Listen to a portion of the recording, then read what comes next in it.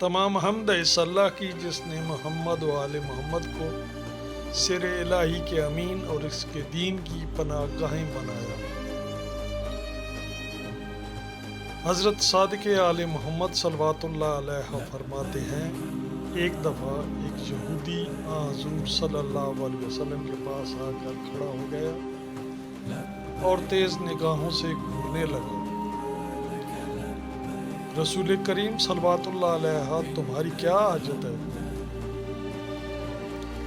یہودی: آپ بہتر ہیں یا موسیٰ ابن عمران جن سے خدا نے باتیں کی اور تورات و عصا ان کو عطا فرمایا اور دریا کو ان کے لیے شگافتہ فرمایا اور بادل نے ان کے سر پہ سایہ کیا۔ حضور پاک: اپنی مدح آپ کرنا مناسب نہیں، لیکن مجھ پر لازم ہے کہ تم کو آگاہ کر دوں۔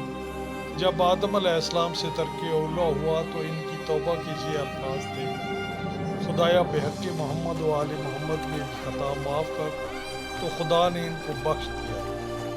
نوح جب کشتی میں سوار ہوئے تو کہا، پالنے والے، میں تجھ سے بحق محمد و آل محمد سوال کرتا ہوں کہ مجھے ڈوبنے سے محفوظ رکھ، تو خدا نے انہیں نجات دی۔ حضرت ابراہیم علیہ السلام کو جب آگ میں ڈالا گیا تو انہوں نے ہمارے حق کا واسطہ دے کر سوال کیا، تو خدا نے آگ کو ان پر سرد و سلامت قرار دیا۔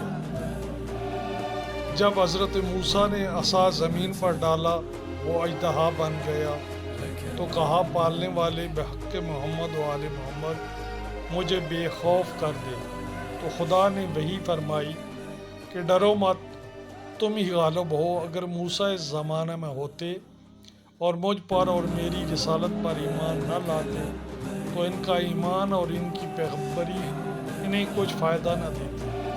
اے یہودی، میری ذریت سے مہدی ہوگا، اور جب وہ ظاہر ہوگا تو عیسیٰ ابن مریم آسمان سے اتر کر اس کی مدد کو آئیں گے اور ان کے پیچھے نماز ادا کریں گے۔ اللہم صلی علی محمد و آلہ محمد۔